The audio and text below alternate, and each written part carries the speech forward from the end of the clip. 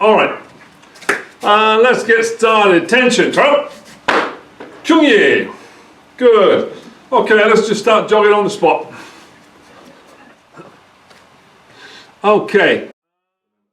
Hooking block. How do we perform hooking block? I just see a lot of people, when they perform hooking block, they end up having quite a straight arm. And their thumbs are out. Okay? And their thumbs are out. Let me get it against my suit so you can see. What is the benefit of the thumb being out? The benefit of the thumb being out is to perform a grab. Okay? The hook, the thumb is not beneficial to the hook. I'm going to try and demonstrate this on my own arms.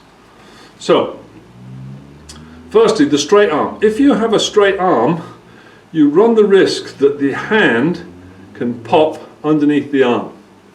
So instructors out there, if you see people doing a hooking block like this, okay, with a very long reaching straight arm, get them to bend it, and bend it quite aggressively, because they rely on that bend to hook.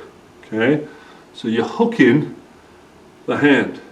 Okay, and in this case, my thumb is on top of the hand, okay, of the arm. I'm hooking it. I'm not grabbing it at this point. Okay, so the reason why I didn't want to mention this with the blue stripes is because it could be confusing, because we go 1, we go 2, and then this is connected. You know, what I tend to encourage is 1, thumbs tucked in. Don't have it out being vulnerable. It has no purpose. The hook is done with the fingers into the forearm. Okay, that's the hooking part. It's not a grab. Hooking block is not a grab. Okay, so we do the hooking block, it's hooked. We do a hooking block grab. Okay, so the second one, I'm quite happy for them to have the thumb out, because they're demonstrating that this is now connected to the punch. So it's 1 thumb in, 2 thumb out, and it's because it's connected to this. So that represents this block is connected to the next technique.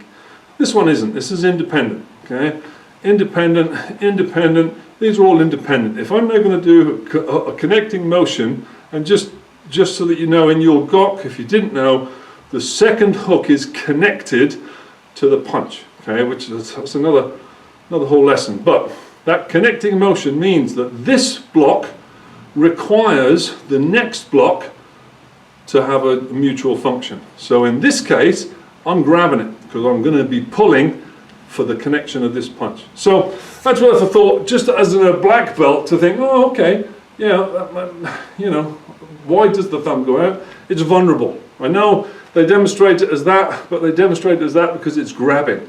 Okay, it's not grabbing until it's connected with the punch, as in your gok. And in this case, in this pattern, it's not.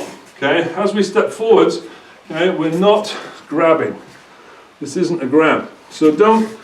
I mean, obviously, you know, people are going to want to see the thumb out because that's how it's demonstrated. But just in your own personal mind, just bear in mind that that thumb being out is a vulnerable, you know, it's a vulnerable target. You know, you can get yourself in a real model having that getting caught. So, you know, it needs, as in knife hand, it just needs to be tucked in and nice and secure. Only come out when you engage with a grab. Let's have a few goes at that, just as a quick go. So back, stepping forwards, hooking block. Hooking block with thumb tucked in. Make sure the elbow is bent well and truly so that you can use the fingers. Oh, let me just explain that. So the way this is applied is the fingers are going to pull, they're going to pull the forearm in to my blocking forearm. Okay? So that's the hook. That's how it's executed. Yeah? So it pulls it in, and that's how it's executed. And it's kind of like a trap. So while you're doing that, please understand that that's just an interpretation of how you can improve the safety of that block. I'm now going to talk about how the block's executed. The execution of the hooking block, it's a non-impact technique. So here's what I was saying earlier. You know, there are three with a fourth kind of option. Three ways of executing hip twist. And if I was to label them, you know, it's hip rotation, hip twist, hip snap. Hip rotation is where the hip rotates with the technique. Okay, if I, you know, just to give to separate them. But ultimately, one is creating acceleration. So the hip is going to drive this, it's going to snap forwards in advance, and it's going to execute a powerful, fast technique. Okay. The other way is to work with it. I'll do it with a punch. No, in fact, let me do it on an arc hand.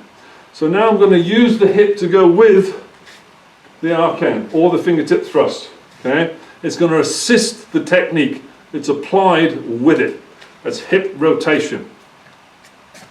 And the other one, in fact there's a fourth, but we'll leave that. The third one is where you've applied the technique and then the hip is going to drive forward. So Hwarang is a good example where you're going to your push, okay, you're applying a push-in technique, the hand engages with the target, and then the hip drives the technique. So that works after the technique has been applied. So there's those three, and then there's a centrifugal one, which is a time factor. That's on the previous one. So if you want to have a look at that, have a look at that. But so in this case, we're doing hook and block.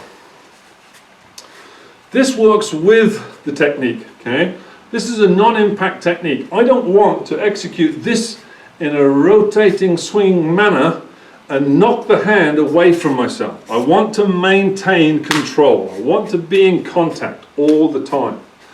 So when you execute this technique, the start of the technique happens, again, this is tricky without a partner, and Bob's got no arms, so he's no good to me.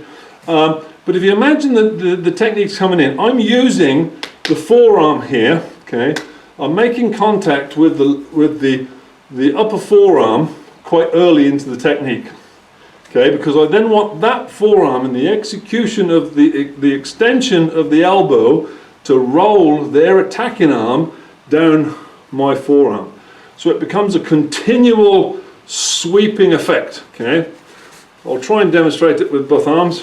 But so you block in early, block here, and then you roll and you maintain contact all the way through. And the reason for that is because it becomes a grab, okay? It becomes this hooking technique, which then may want to become a grab. So if you create space after impact, if you create that space, it's then no longer there for you to make good use of. So this is a non-impact technique, allowing you to make contact, roll with the technique to grab it or hook it at the end.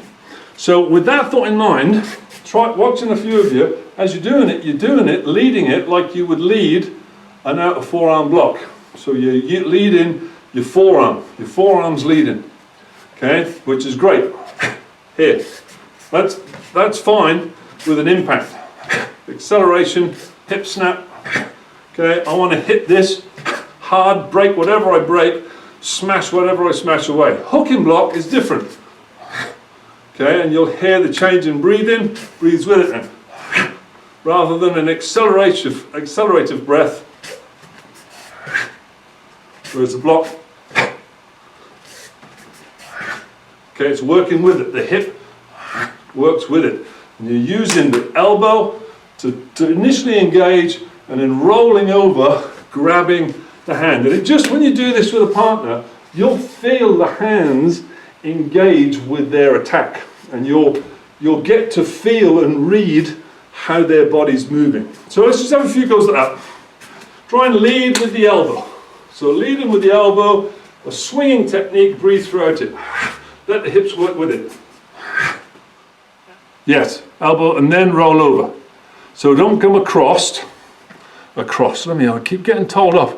I got somebody, in fact he's in this group, he told me off the other day, he says, you keep saying across. Why do you keep saying across? Right, let me just demonstrate that.